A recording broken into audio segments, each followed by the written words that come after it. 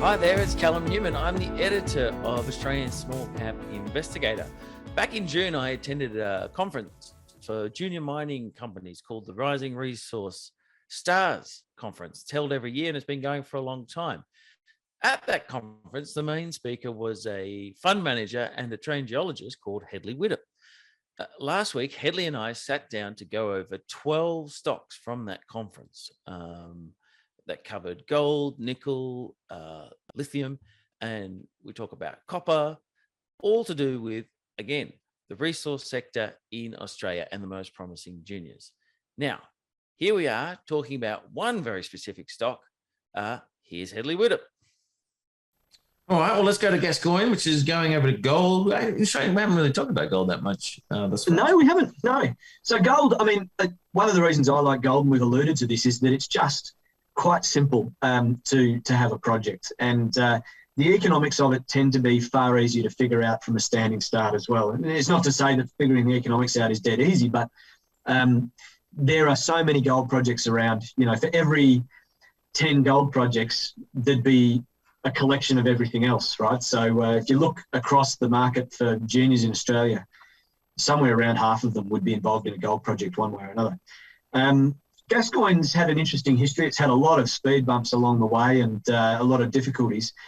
What it's turned out to be is, and at the moment, they're a marginal gold producer. So they're selling gold for only a little bit more than they're actually able to produce it for. And that's the way it is. They either need to be producing a little bit more gold for the same cost, and they could do that by coming into some grade, or they need for costs to drop. And they've been pinched quite badly by, some of the inflationary factors which have occurred in the market. And to their credit, I think they've managed that quite well as well. I mean, they've had to navigate a range of speed bumps, and none of that would have been easy.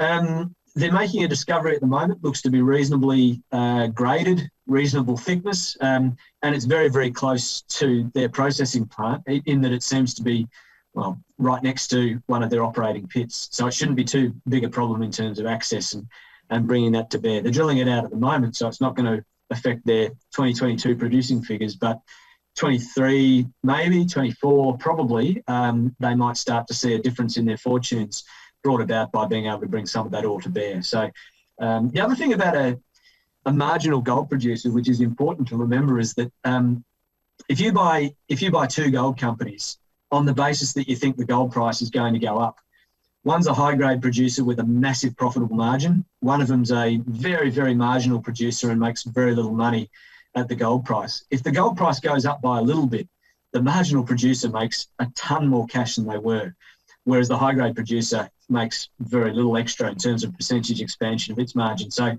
a Gascoyne, if you saw the gold price move in Australian dollar terms by $200 an ounce, all of a sudden they get a huge leveraged effect into their earnings. So, that's a risk for some. It's an opportunity for others. Just pause for a second there. And you alluded to earlier that, your old timers warned you off commodities that were flying high.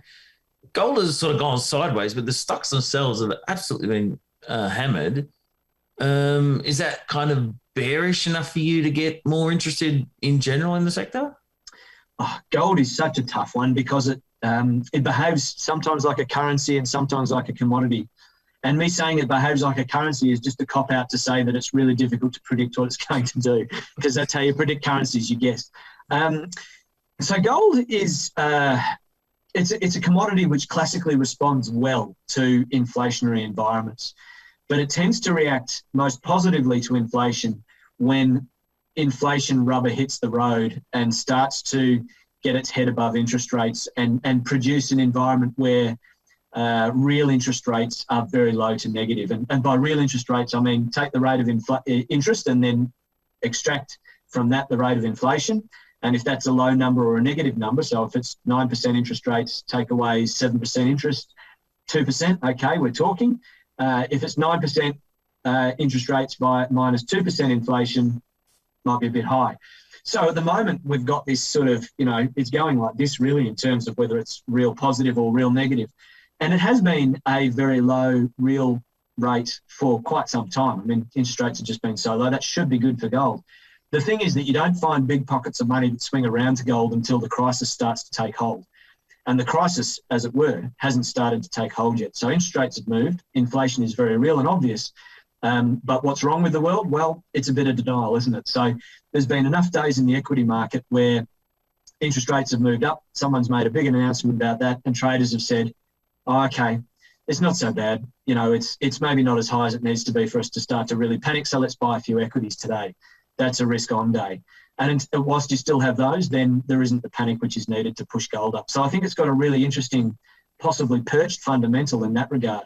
And not a bad time to be getting set in a few gold stories, because they've been punished on the basis that there wasn't much interest in them 6 months ago, and they've had their costs move up, and there's a lot of money moved out of resources. So they've probably been hit worse than some of the others have.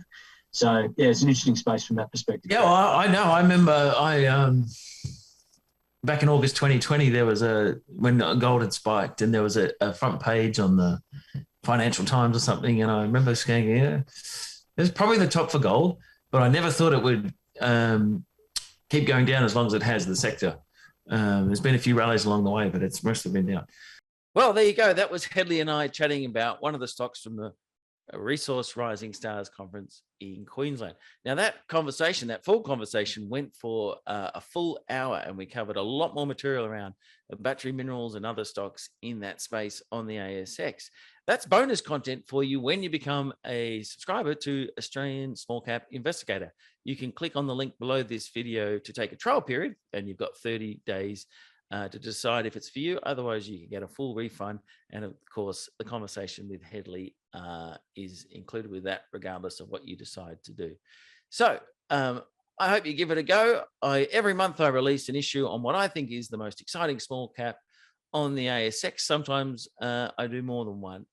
So if you're interested in investing in small cap stocks on the ASX, give ASI a go. And I look forward to seeing you become a member soon.